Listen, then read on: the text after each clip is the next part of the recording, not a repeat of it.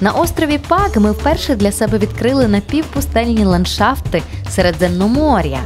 Раніше подібні краєвиди ми бачили лише в Ірані та Туреччині, тож зустріти таке в Європі було досить незвично. Від хорватів ми чули цікаву історію, яка начебто пояснює, чому на Пагу та інших островах так мало рослинності. Колись, кілька століть поспіль, над цим краєм панувала Венеція. Зрозуміло, що венеціанцям для їхнього могутнього флоту потрібно було багато дерева, якого вони не мали. Тож його вони брали тут, на Хорватських островах, коли ті ще були зеленими. І начебто таким чином всі ліси тут з часом були знищені і більше не відродилися. Не знаємо, наскільки це правда, але зараз знайти тут тінь справді непросто. Від спеки рятує лише можливість досхочу купатися в морі.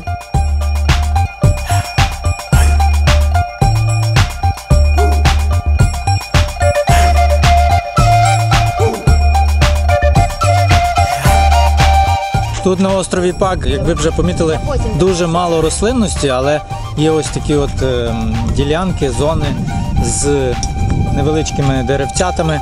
І ми нарешті знайшли тінь, тому що досить непросто знайти тінь, яка би була вільна, не приватна територія. І стали робити їсти. Місце абсолютно не естетичне і геть суперечить моєму світогляду, але хлопці захотіли їсти, що зробиш. І ще одне таке дивовижне відкриття. Щойно я дізнався, що Ярина має в даний момент 4 види олії.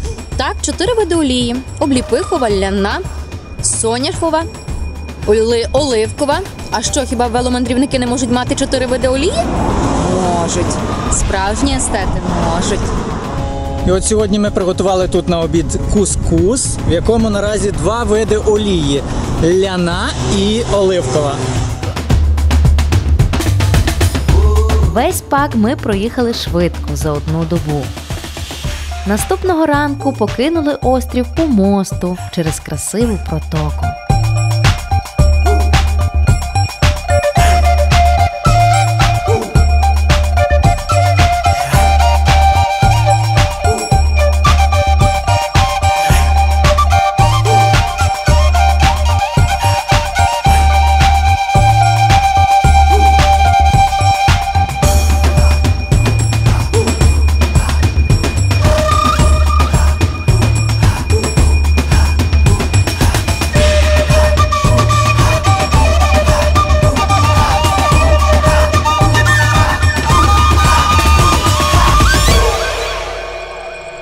Нас часто запитують, як ви будуєте свій маршрут, чи є у вас чіткі точки, куди ви їдете і куди направляєтеся. Чесно, я вам скажу, ми це не дуже любимо, бо ми мандрівники, музиканти і мрійники. Тож часто ми обираємо шляхи так, от куди серце, душа бажає, туди і їдемо. Вранці ми вирішили їхати в місто Задар. І вже навіть знайшли там кемпінг і направлялись туди. Але 5 кілометрів перед тим я побачила поворот з надписом «Нін, 10 кілометрів вправо». А перед тим 20 кілометрів я бачила великий бікборд і місто Нін, воно наче таке на воді, довкола вода і місто таке старе, якесь прикольне. Каже, Володь, а може давай не в Задар сьогодні, а в Нін? Володя такий, давай. І ось ми вже їдемо в Нін, попереду ще 5 кілометрів і місто Нін скоро.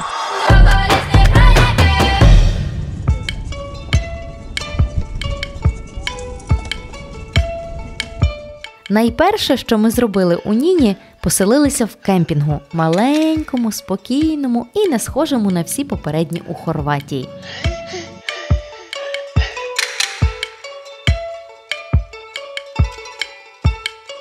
Дуже важливе перше враження від кемпінга. І ось в цьому місті Нін, не дарма ми сюди приїхали.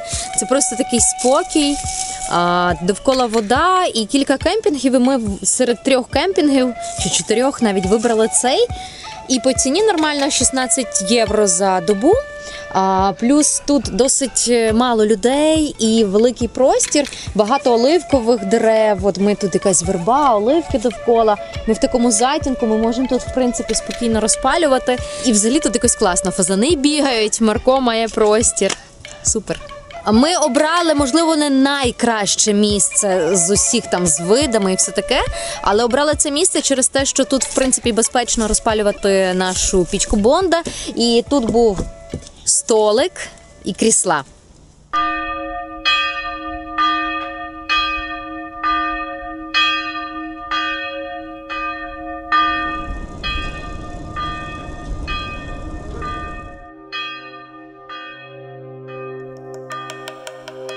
Є на світі місця з неймовірно теплою атмосферою. Таким для нас став і Нін.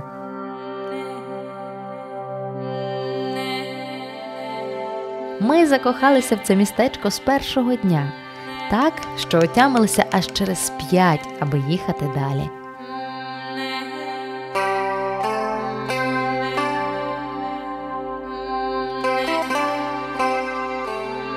Старе місто Нін – одне з найдавніших на Адріатиці. Кажуть, люди тут жили ще 10 тисяч років тому.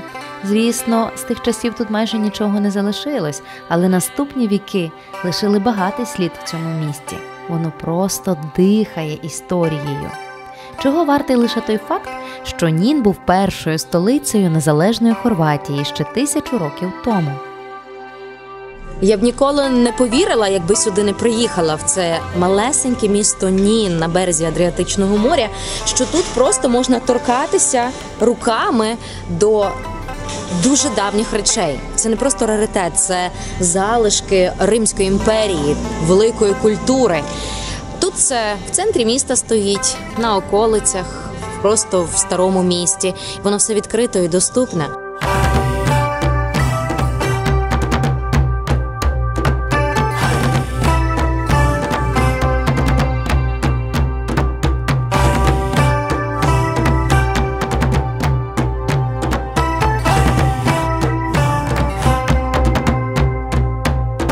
Нін для нас став такою загубленою перлиною. Тут мало туристів, і це насправді прекрасно. Проте тут є такий особливий дух старовини, дух давньої культури, спокій. І саме старе місто довкола має воду, тобто воно як острівець.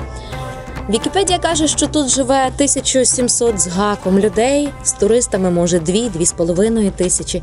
І цього достатньо, більше не треба.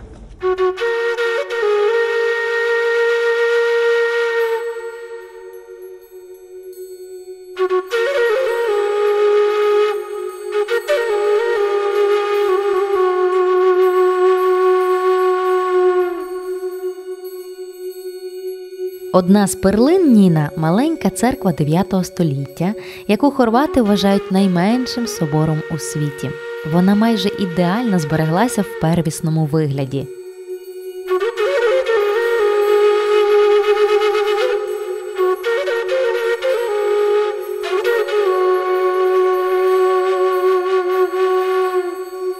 Побачивши храм вперше, ми були вражені його простою, але довершеною красою. Всередині у ньому порожньо, але ви одразу відчуєте, що він наповнений неймовірною атмосферою. Тут не проводяться служби, однак церква відкрита для кожного. Вона наче старенька бабуся, відпочиває, знаючи про цей світ більше, ніж будь-хто.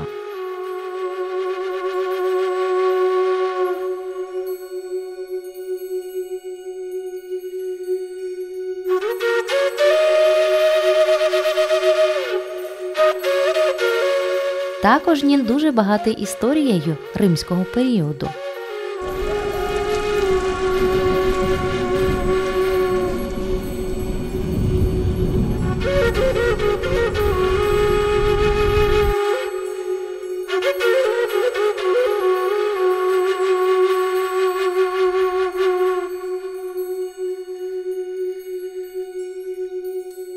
Ми зараз знаходимося на території римського храму, який, кажуть, був збудований тут 2000 років тому.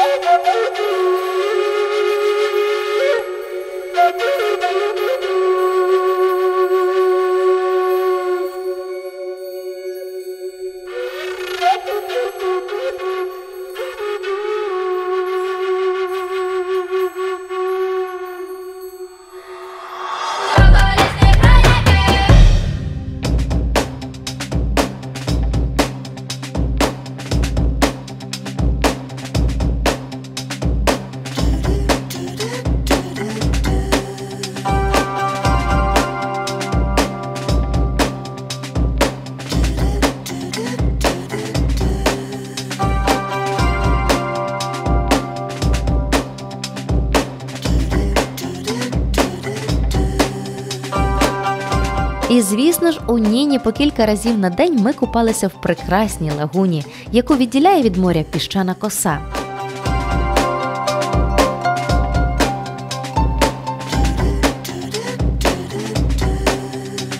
До речі, піщані пляжі є рідкістю в Хорватії, а от у Ніні вони є. Врешті, не лише вони.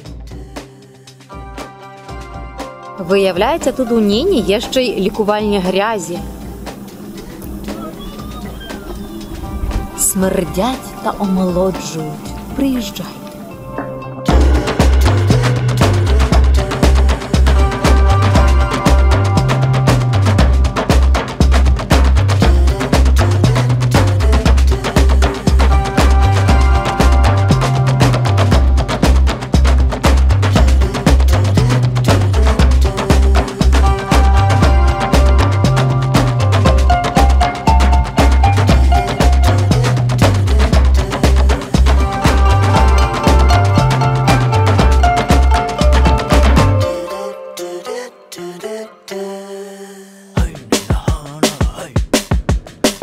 Я можу з впевненістю сказати, що місто Нін – це саме та місцина, яку варто відвідати хоча б раз в житті. Тут дуже затишно і спокійно, тут є старовинні пам'ятки. Тут дуже класно відпочивати з маленькими дітьми, оскільки є водичка і пісочок. Тут саме та атмосфера, яка потрібна мандрівнику, а не просто туристу. В місті Нін та околицях є 4 щонайменше кемпінги, тому кожен для себе знайде той, який йому більше припаде до душі. Також тут є апартаменти, кімнати, кожен собі вибере те, що йому потрібно.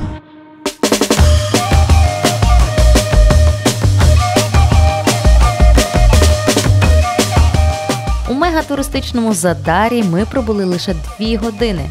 Тут справді красиво і є що досліджувати, але після іделічного спокою Ніна важко було переключитися на гамір великого міста.